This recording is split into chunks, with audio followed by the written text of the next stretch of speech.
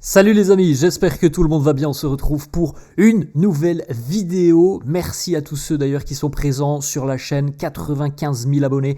Merci à vous tous les amis, vous êtes exceptionnels, n'hésitez pas à vous abonner, n'hésitez pas à lâcher un petit pouce bleu, en tout cas un grand merci de votre soutien, ça fait vraiment chaud au cœur. On démarre avec les unes des quotidiens madrilènes, nous sommes le lundi 4 août les amis et c'est jour de reprise du côté de Madrid. Enfin, les vacances sont terminées donc on aura des informations un peu plus intéressantes. On aura des petites photos de l'entraînement et puis on se rapproche déjà de l'ouverture de la saison en Liga. Donc ça fait plaisir en espérant évidemment que tous les joueurs ont pu bénéficier de ces à peu près 3 semaines de repos, de vacances pour recharger les batteries et en espérant évidemment que cette saison sera une saison pleine de victoires pour le Real. La une du quotidien Marca, El Madrid se pone las botas. Le Real rechausse les crampons. Ça, c'est la une de Marca. C'est aujourd'hui l'heure de la grande reprise. La une du quotidien AS qui titre Rodrigo quiere quedarse. Voilà, en la traduction, Rodrigo veut rester. Voilà, c'est clair. On aura une petite information dans quelques instants. Donc, un petit post relayé sur les réseaux sociaux par Rodrigo qui semble avoir pris sa décision et d'ailleurs on évoquera cette fin de mercato, ce mois d'août qui devrait les amis relativement être très calme du côté du Real. La petite information aujourd'hui les amis, donc comme on l'a évoqué, c'est jour de reprise, 18h cet après-midi, premier entraînement pour toute l'équipe et à noter que ce matin, comme annoncé évidemment, les traditionnels examens médicaux, mes premiers entraînements, il aura lieu cet après-midi à 18h, donc dès demain on aura des petites photos de l'entraînement. On a une petite information, alors à l'heure où je vous propose cette vidéo, on a eu déjà deux personnes qui sont arrivées du côté du centre d'entraînement. Xabi Alonso évidemment, c'est le principal intéressé, c'est lui qui est arrivé en premier ce matin au centre d'entraînement, le nouvel entraîneur du Real que l'on a pu commencer à découvrir lors de la Coupe du Monde des clubs. On aime évidemment ses idées, on apprécie sa philosophie. Maintenant, il l'a fait du côté de Leverkusen, il a fait des choses exceptionnelles. Le faire du côté du Real, c'est une autre histoire, c'est une autre mission. Moi, en tout cas, je suis très très impatient de voir ce que ça donnera. Alors, comme on l'a déjà évoqué lors de la Coupe du Monde des clubs, les amis, on ne peut pas juger Xabi Alonso sur les 5 matchs de la Coupe du Monde des clubs, 5-6 matchs de la Coupe du Monde des clubs.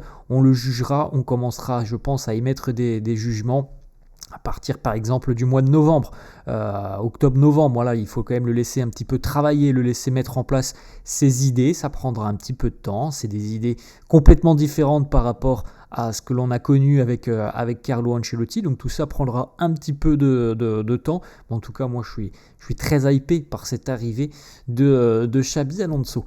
Autre arrivée ce matin d'ailleurs, c'est le premier joueur qui était présent ce matin au centre d'entraînement. Il est arrivé à 7h50.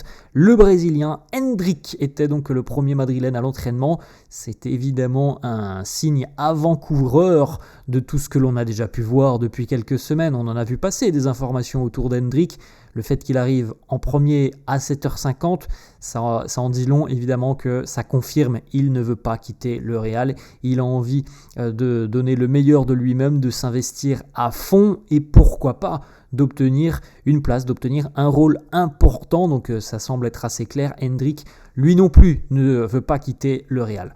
Ensuite, autre information, c'est Pablo Gallego qui nous parle de Camavinga qui lui aussi fera tout son possible pour tenter de bousculer cette hiérarchie au milieu de terrain et de pourquoi pas obtenir là aussi une place de titulaire.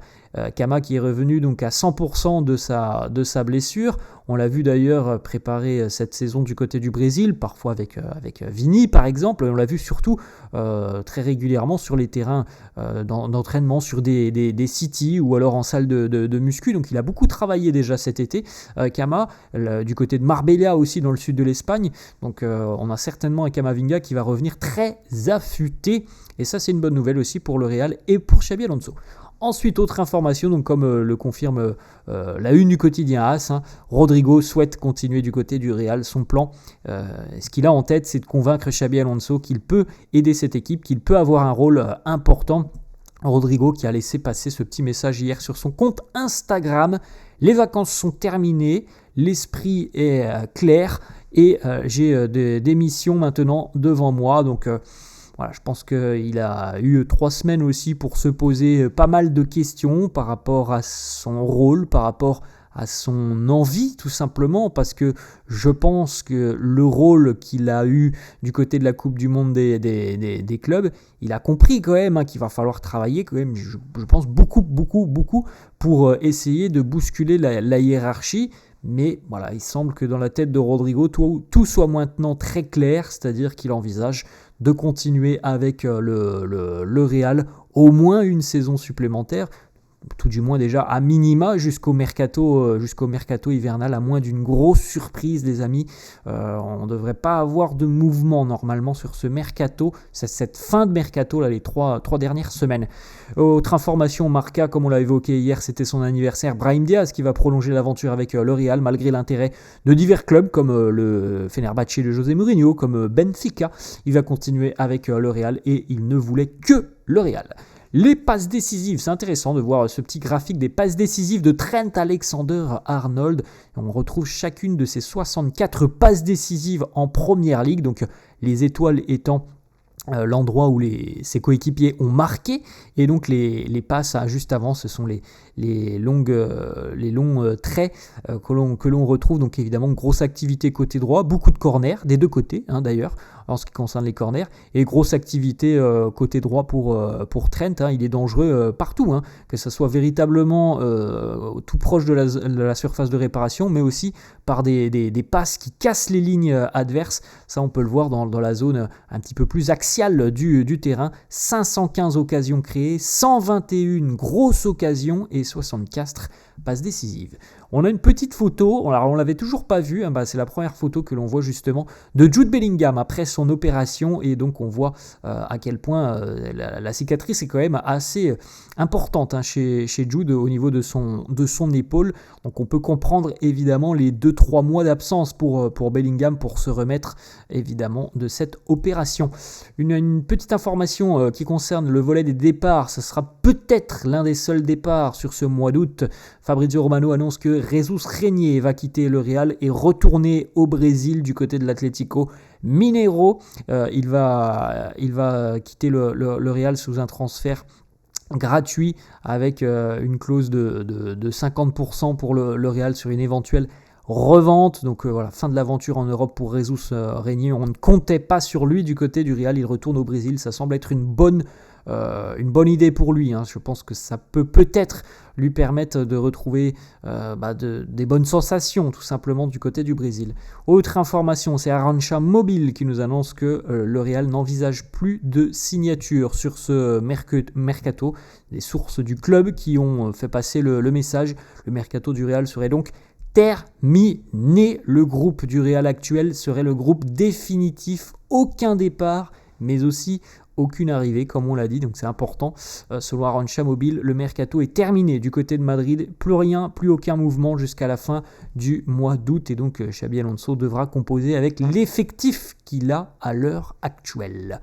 Ensuite, c'est officialisé, on l'avait vu hier, le Real a annoncé donc son 3e maillot avec cette couleur dominante bleue qui nous rappelle des souvenirs. Par exemple, c'est ce que je vous disais hier, je sais plus trop c'est en quelle année, mais voilà, Cristiano Ronaldo l'a porté il y a quelques années, ce fameux maillot bleu qui est vraiment similaire cette année, on le voit porté par Vinicius côté droit. Une petite information d'ailleurs qui est annotée sur le col du maillot, puisqu'il est marqué en espagnol: 90 minuti en el Bernabéu son molto longo, cette fameuse phrase qui revient souvent lorsque le Real en Ligue des Champions est à la maison au Bernabéu. 90 minutes au Bernabéu, ça peut être très très long, et bien c'est inscrit dans le col du maillot. Voilà les amis, la fin de cette vidéo. J'espère que ça vous a plu. N'hésitez pas comme d'habitude à lâcher un petit pouce bleu. Merci à tous ceux qui le feront. N'hésitez pas à vous abonner à la chaîne. Je vous souhaite une très bonne journée et on se retrouvera demain. Je pense qu'on aura plus d'informations et plus de photos de la reprise de l'entraînement. Je vous souhaite une bonne journée. Je vous dis à demain. Ciao.